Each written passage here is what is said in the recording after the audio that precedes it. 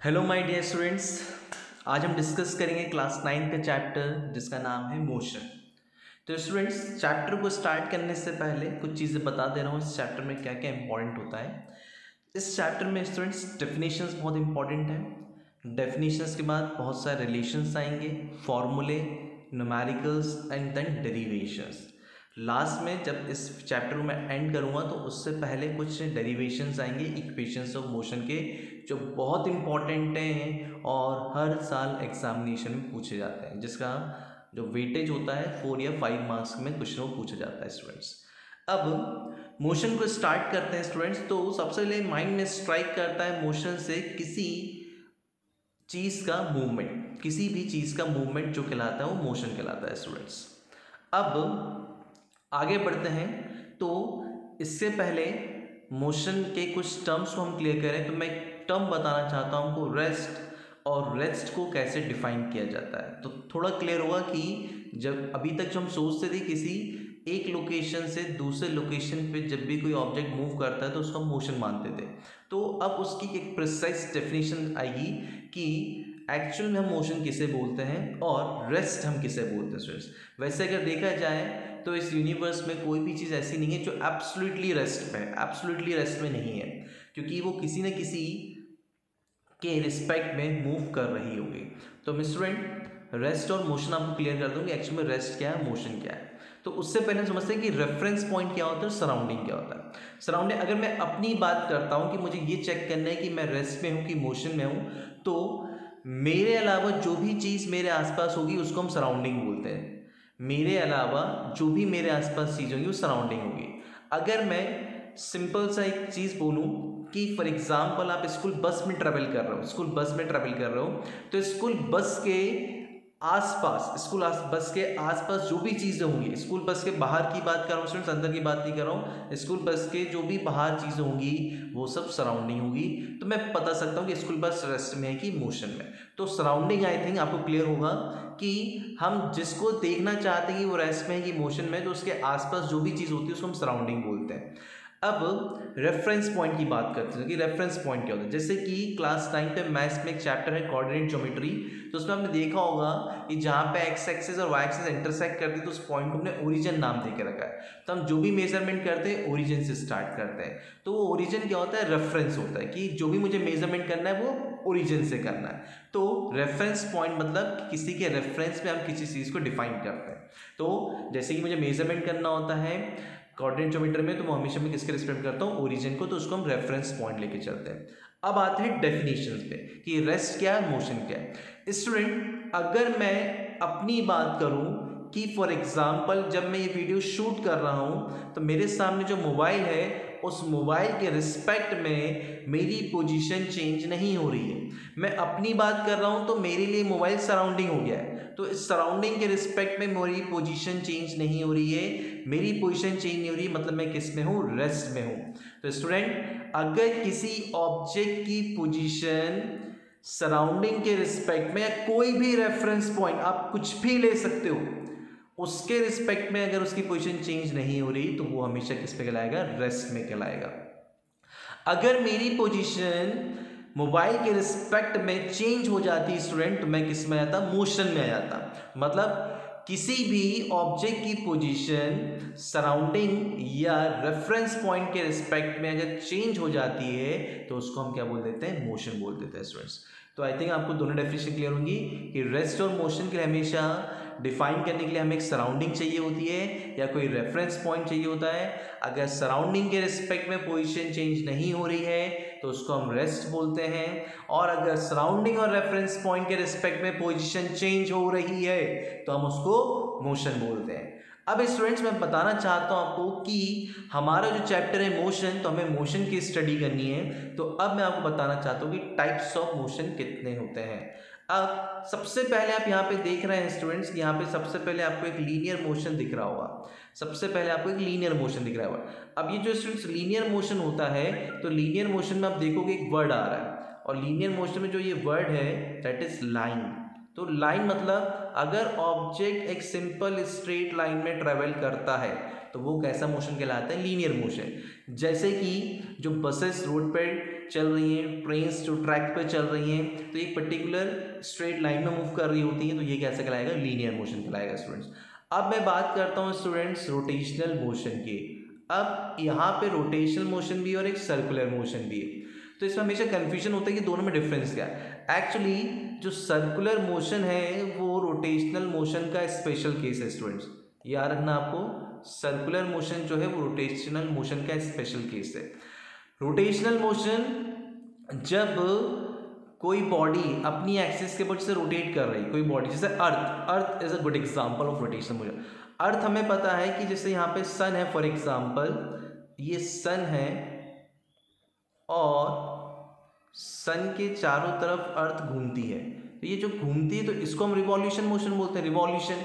और जब ये अर्थ जो होती है ये अपनी ही एक्सिस के अबाउट भी घूमती है, अपनी भी एक्सिस के अबाउट घूमती है स्टूडेंट्स, ये अपनी भी एक्सिस के अबाउट घूमती है।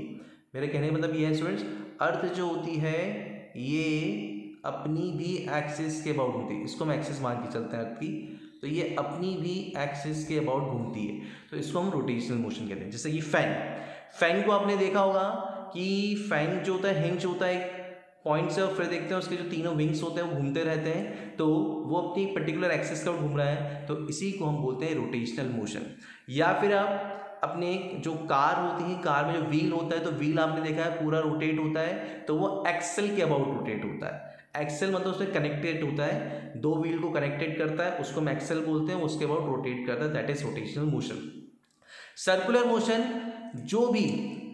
जो भी कोई इसकी पेरीफेरी पे मूव कर रहा है, ये जो पॉइंट है मान लीजिए ये पेरीफेरी पे मूव कर रहा है, पेरीफेरी मतलब सरकमफेरेंस है, तो इसको हम बोलते हैं सर्कुलर मोशन। इसको हम क्या बोलेंगे, सर्कुलर मोशन। मतलब जो कार का व्हील होगा उसके जो आउटर सरफेस पे जो भी पॉइंट घूम रहा होगा दैट इज सर्कुलर मोशन। तो सिंपल सी डेफिनेशन होती है रोटेशनल मोशन, कोई भी चीज़ अपनी एक्सिस के अबाउट रोटेट कर रही है that is rotational motion. Circular motion, कोई भी पॉइंट जो सरकमफेरेंस में मूव कर रहा है in circular motion that is known as circular motion, मतलब सर्कुलर डायरेक्शन में मूव कर रहा है, तो वो हमारा सर्कुलर मोशन होगा। वाइब्रेटरी मोशन, जैसे कि हमने स्विंग्स को देखा है, स्विंग क्या करते हैं, वाइब्रेट करते हैं, आगे पीछे हो जाना, दैट इज वाइब्रेटरी मोशन। तो स्विंग हमारा उससे एग्जाम्पल है जिसको हम झूला भी बोलते हैं, स्विंग। या फिर पेंडुलम देखा होगा आपने क्लॉक का, जो आगे पीछे मूव करता है, तो इसको हम क्या बोलते हैं, वाइब्रेटरी मोशन बोलते हैं स्टूडेंट्स। तो ये चार टाइप के मोशन होते हैं, linear motion, rotational motion, circular motion and vibratory motion. अब स्टूडेंट्स बात करते हैं कुछ क्वांटिटीज़ की, और बेसिकली हमें दो टाइप की क्वांटिटी डिस्कस करना है, एक स्केलर क्वांटिटीज़ को और एक वेक्टर क्वांटिटीज़ को। तो सबसे पहले आपको बताता हूँ कि हम क्वांटिटीज़ किसे बोलते हैं। सबसे पहले बताता हूँ मैं आपको कि हम क्वांटिटीज़ किसे बोलते हैं। तो क्वांटिटीज़ मतलब क्या होता है students, anything which can be measured, जिसको हम मेज़र कर सकते हैं। Anything which can be measured, उसको हम क्या बोलेंगे स्टूडेंट्स, क्वांटिटीज़ बोलेंगे। Anything which can be measured, इसको हम क्या बोलते हैं, क्वांटिटीज़ बोलते हैं। मैं जिस भी चीज़ को मेज़र कर सकता हूँ उसको मैं क्वांटिटी बोलूँगा। अब इसके एग्जाम्पल देखिए, क्या मैं लेंथ को मेज़र कर सकता हूँ, बिल्कुल हाँ। अगर मैं अपने नोटबुक में किसी भी लेंथ को मेज़र करता हूँ तो with the help of scale हम उस चीज़ को मेज़र कर लेते हैं। क्या मैं मास को मेज़र कर सकता हूँ, बिल्कुल। हम किसी भी शॉप पे जाते हैं तो वहाँ पे हमने देखा है स्प्रिंग बैलेंस रखा होता है, तराजू रखा होता है, जिसकी हेल्प से वो क्या कर लेते हैं, मेज़र कर लेते हैं मास को। हम टाइम को मेज़र करते हैं, हमारे हाथ में जो भी होती है वॉच, तो हम उससे टाइम को देखते हैं, मेज़र कर लेते हैं, या स्टॉप वॉच भी होती है। अब स्टूडेंट्स ऐसी कोई चीज़ हो सकती है जिसको मेज़र नहीं कर सकते, बिल्कुल स्टूडेंट्स। ऐसी चीज़ें होती हैं जैसे Joy, happiness, sorrow, emotions, feelings, आप इसको मेज़र नहीं कर सकते। आज आप कितने खुश हो ये मैं बता नहीं सकता हूँ, ना मैं मेज़र कर सकता हूँ। आप कितने दुखी हो ये कोई मेज़र नहीं कर सकता है। आप कहते कितनी एक्साइटमेंट हो रही है ये कोई मेज़र नहीं कर सकता है। तो ऐसी चीज़ें भी होती हैं जिनको हम मेज़र नहीं कर सकते, तो हमने क्वांटिटीज़ उसको बोला है जिनको हम मेज़र कर सकते हैं। जिसमें हम पहली क्वांटिटी डिस्कस कर रहे हैं, स्केलर क्वांटिटी। तो स्केलर क्वांटिटी ऐसी क्वांटिटीज़ होती हैं स्टूडेंट्स जिसमें सिर्फ मैग्नीट्यूड होता है, सिर्फ मैग्नीट्यूड, डायरेक्शन नहीं होती है स्टूडेंट्स, नॉट द डायरेक्शन, ये आपको ध्यान रखना है। Those quantities which is only magnitude but not the direction, इसको हम क्या बोलते हैं, स्केलर क्वांटिटी। जिसके अगर मैं एग्जाम्पल की बात करूंगा तो इसके एग्जाम्पल में मास आ सकता है स्टूडेंट्स, लेंथ आ जाएगा स्टूडेंट्स, टाइम भी आ जाएगा, डिस्टेंस आ जाएगा स्टूडेंट्स, डिस्टेंस भी एग्जाम्पल होता है, डिस्टेंस भी इसी का एग्जाम्पल है। मास, लेंथ, टाइम, डिस्टेंस और भी बहुत सारी चीज़ें हैं जो स्केलर क्वांटिटीज़ में आती हैं, जिनका सिर्फ मैग्नीट्यूड होता है पर कोई डायरेक्शन नहीं होती है। अब स्टूडेंट्स बच्चा पूछता है कि सर मैग्नीट्यूड का मतलब क्या होता है। मैग्नीट्यूड मतलब होता है स्टूडेंट्स न्यूमेरिकल वैल्यू, मैग्नीट्यूड मतलब होता है न्यूमेरिकल वैल्यू, ये आपको ध्यान रखना है, न्यूमेरिकल वैल्यू। मैं यहाँ लिख देता हूँ स्टूडेंट्स, मैग्नीट्यूड का मतलब जो होता है that is numerical value.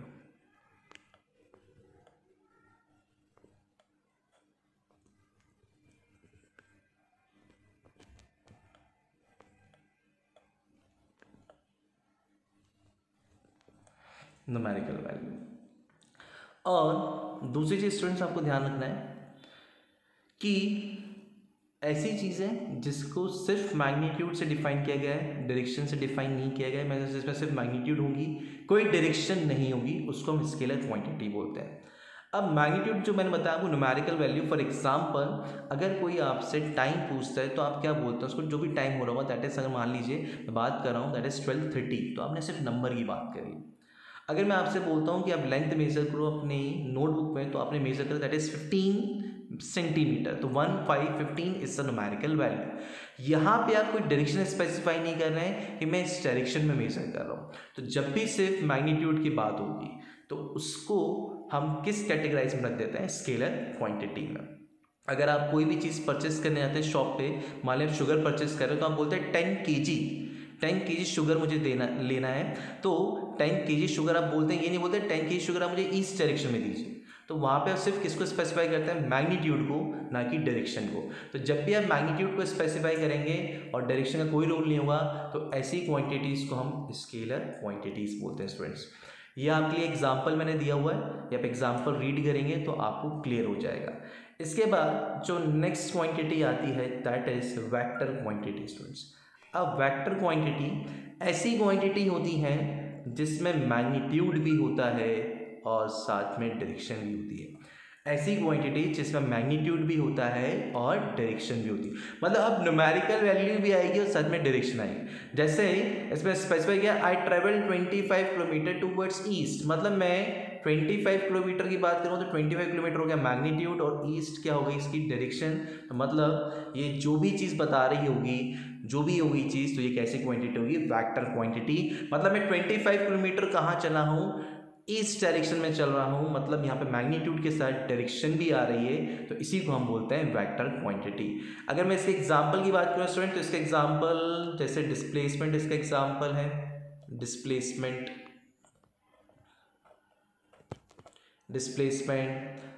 Velocity इसका एग्जांपल है स्टूडेंट्स, वेलोसिटी। इसके बाद फोर्स इसका एग्जांपल है, और भी बहुत सारे एग्जांपल्स होते हैं। तो आपको 2-3 एग्जांपल्स अभी क्लियर होना चाहिए, क्योंकि जैसे हम चैप्टर को आगे मूव करते जाएंगे आगे तो उसमें हमको बहुत सारे एग्जांपल्स मिलेंगे। मैं आपको बताते जाऊंगा कि ये स्केलर है और ये वेक्टर क्वांटिटी। बस आपको ध्यान रखना है, स्केलर क्वांटिटी हमने उसको बोला है जिसमें सिर्फ मैग्नीट्यूड होता है, वेक्टर क्वांटिटी हम उसको बोलते हैं जिसमें मैग्नीट्यूड भी होता है और डायरेक्शन भी होती है। तो अगर 25 किलोमीटर टूवर्ड्स ईस्ट है या नॉर्थ है या वेस्ट है तो मतलब ये वेक्टर क्वांटिटी है। सिर्फ 25 किलोमीटर है मतलब ये स्केलर क्वांटिटी है। अब इसके बाद आते हैं जो हम बेसिक टर्म सीखने जा रहे हैं, सबसे पहला दैट इज डिस्टेंस। सबसे पहले जो मैं बताऊंगा आपको डिस्टेंस के बारे में। तो डिस्टेंस कुछ नहीं होता है स्टूडेंट्स, सिंपल सी डेफिनेशन है डिस्टेंस की, that is total path covered. Total path, आप जिस भी रास्ते से जा रहे हो, किसी भी डायरेक्शन में जाओगे, जो भी आपने पाथ कवर करा है उसको हम डिस्टेंस बोलते हैं, टोटल पाथ। फॉर एग्जाम्पल अगर मैं यहाँ से यहाँ गया हूँ, ए पॉइंट से बी पे गया हूँ और फिर बी से मैं सी पॉइंट पे गया हूँ, ये सी पॉइंट है हमारा, ए से बी और बी से सी गया, तो मान लो ये आपको 4 मीटर दिया हुआ है और ये आपको 3 मीटर दिया हुआ है। तो मैंने टोटल डिस्टेंस कितना ट्रेवल किया, तो पहले मैं ए से गया था बी पे और फिर बी से गया था मैं सी पे। तो टोटल डिस्टेंस निकालना है स्टूडेंट, तो 4 में क्या ऐड कर देंगे हम लोग 3 और 4 + 3 कितना 7 metre. We get the answer that is total distance. तो टोटल डिस्टेंस हमारा कितना जाएगा 7 मीटर। मतलब आपने किसी भी पाथ में ट्रेवल करा है, किसी भी पाथ में ट्रेवल करा है, किसी भी डायरेक्शन में ट्रेवल करा है, बस जो भी आपने पाथ ट्रेवल करा है उसकी आप टोटल लेंथ निकाल लो तो वो आपका क्या कहलाता है, डिस्टेंस कहलाता है। तो सिंपल सी definition, total path covered by body, उसको हम क्या बोल देंगे, डिस्टेंस। अब इसमें डायरेक्शन की बात नहीं हो रही थी, सिर्फ मैग्नीट्यूड की बात हो रही थी। मेरा आंसर भी सिर्फ 7 आया, जो कि एक मैग्नीट्यूड है, न्यूमेरिकल वैल्यू है। तो मतलब ये कैसी क्वांटिटी है स्टूडेंट्स, स्केलर क्वांटिटी है। ये कैसी क्वांटिटी है, स्केलर क्वांटिटी, क्योंकि इसमें कोई डायरेक्शन का रोल नहीं है, सिर्फ मैग्नीट्यूड का रोल है। अब आगे हम बढ़ते हैं इसका फॉर्मूला। तो इसका फॉर्मूला सिंपल होता है, टोटल पाथ कवर्ड, मतलब जो भी हमने पाथ कवर किया है उसको टोटल लेंथ निकाल लो उसकी, वो डिस्टेंस हो जाएगा। इसकी यूनिट होती है स्टूडेंट्स मीटर, इसको हम एसआई यूनिट भी बोलते हैं। एसआई मतलब होता है इंटरनेशनल सिस्टम ऑफ यूनिट्स, मतलब जिसको इंटरनेशनली अडॉप्ट किया गया है, जिसके कुछ एडवांटेजेस होते हैं और जो कि हम लोग हायर क्लासेस में पढ़ेंगे। अभी सिर्फ आपको ध्यान रखना है कि इसकी एसआई यूनिट क्या होती है, मीटर। दूसरा पॉइंट आपको क्लियर होना चाहिए, बिगर यूनिट, इसकी एक बिगर यूनिट भी होती है स्टूडेंट, जिसको हम क्या बोलते हैं, किलोमीटर, दैट इज किलोमीटर। के एम मतलब होता है किलोमीटर, और मीटर को आप शॉर्टली एम लिख सकते हो सिंपली। तो मीटर को डिनोट करते हैं एम से, किलोमीटर के एम से लिख सकते हैं हम लोग। तो ऐसा यूनिट डिस्टेंस की जाएगी मीटर, बिगर यूनिट किलोमीटर, और there is a relation between kilometre and metre, that is 1 kilometre equal to 1000 metre. तो ये आपको ध्यान रखना है students, 1 kilometre equal to 1000 metre. तो डिस्टेंस सिंपल सी definition, total path covered by body in any direction, इसको हम डिस्टेंस बोलते हैं। स्केलर क्वांटिटी होता है क्योंकि इसमें सिर्फ मैग्नीट्यूड की बात होती है। फॉर्मूला, जब भी आप पाथ ट्रेवल करोगे टोटल पाथ की लेंथ निकाल लो, डिस्टेंस देगा आपको। यूनिट इसकी एसआई यूनिट होती है मीटर, एसआई मतलब होता है इंटरनेशनल सिस्टम ऑफ यूनिट। बिगर मतलब बड़ी यूनिट इसकी जो देखिए दैट इज किलोमीटर, और 1 किलोमीटर किसके इक्वल होता है स्टूडेंट्स, 1000 मीटर के। अब मैं आपको कुछ बता रहा हूँ डिस्टेंस की कैरेक्टरिस्टिक। तो कैरेक्टरिस्टिक ऑफ डिस्टेंस की अगर हम बात करते हैं स्टूडेंट्स, तो it can never be zero. ये सिंपल है कि डिस्टेंस कभी जीरो नहीं हो सकता। इसी तरीके से बोल सकते हो it can never be negative, आप ये पॉइंट भी ऐड कर सकते हो, it can never be negative, distance कभी नेगेटिव नहीं हो सकता। तो it can never be zero मतलब ऐसा हो ही नहीं सकता कि आप चल रहे हो, एक पॉइंट से दूसरे पॉइंट पे जा रहे हो, डिस्टेंस जीरो, ऐसा कभी पॉसिबल ही नहीं है। मतलब डिस्टेंस कभी भी जीरो नहीं हो सकता है। और एक चीज़ और याद रखना, it can never be negative, ये कभी नेगेटिव भी नहीं हो सकता है students, it can never be negative. अब ये पॉइंट भी ऐड कर सकते हो, it can never be negative. फिर आपको ध्यान रखना है स्टूडेंट्स, जो सेकंड पॉइंट है जो उसकी डेफिनेशन ही बताता है, that is if a body travel different path, अगर बॉडी डिफरेंट पाथ में ट्रेवल करती है तो टोटल डिस्टेंस हम कैसे कैलकुलेट करते हैं, bye simple adding the magnitude of all the path. जैसे कि मैंने एक एग्जांपल बताया था आपको, मैं ऐसे गया, इस स्टेप से इधर आया, और ये मेरा ए पॉइंट है, ये मेरा बी पॉइंट है, ये मेरा सी पॉइंट है, ये मेरा डी पॉइंट है। मान लीजिए 3 मीटर है, ये 2 मीटर है, और ये हमको 4 मीटर दिया हुआ है स्टूडेंट्स। तो इन सबको हम क्या कर देंगे, प्लस कर देंगे, दैट इज 3 + 2 + 4। तो टोटल आंसर में 3 + 2 + 4 आई थिंक क्लियर हो गया होगा आपको। तो मेरा टोटल आंसर कितना जाएगा, that is 9 metre. 3 + 2 + 4 that is 9 metre. ये मैं आपको यहाँ बता, दैट इज 9 मीटर। तो ये हमारा टोटल डिस्टेंस आ जाएगा। और इसका जो नेक्स्ट पॉइंट दिया हुआ that it is a scalar quantity, मतलब इसमें सिर्फ मैग्नीट्यूड होता है, कोई डायरेक्शन नहीं होती है। स्टूडेंट्स आज मैं यहीं तक इसको कंप्लीट कर रहा हूँ। इसके बाद जो नेक्स्ट टॉपिक होगा डिस्प्लेसमेंट होगा, और डिस्प्लेसमेंट बहुत इंपॉर्टेंट टॉपिक है। और फिर हम डिस्टेंस और डिस्प्लेसमेंट के न्यूमेरिकल डिस्कस करेंगे नेक्स्ट वीडियो में।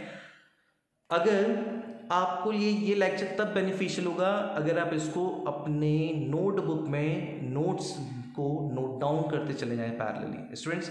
तो आपके नोट्स से प्रिपेयर होते चले जाएंगे, ताकि जब भी आपके स्कूल्स ओपन होंगे तो आपके नोट्स बहुत इफेक्टिव होंगे। तो जितना भी यहाँ पे मैंने स्लाइड्स बनाई हुई हैं ऑलरेडी मैंने पूरे नोट्स के फॉर्म में बनाई हुई हैं, आप इसको एज इट इज़ नोट्स करते चले जाइएगा स्टूडेंट्स। अब जो मेरा नेक्स्ट वीडियो होगा वो होगा बेस्ड डिस्प्लेसमेंट पे, डिस्टेंस और डिस्प्लेसमेंट के कुछ अच्छे न्यूमेरिकल्स पे। थैंक यू स्टूडेंट्स, आज हम लोग उसको यहीं तक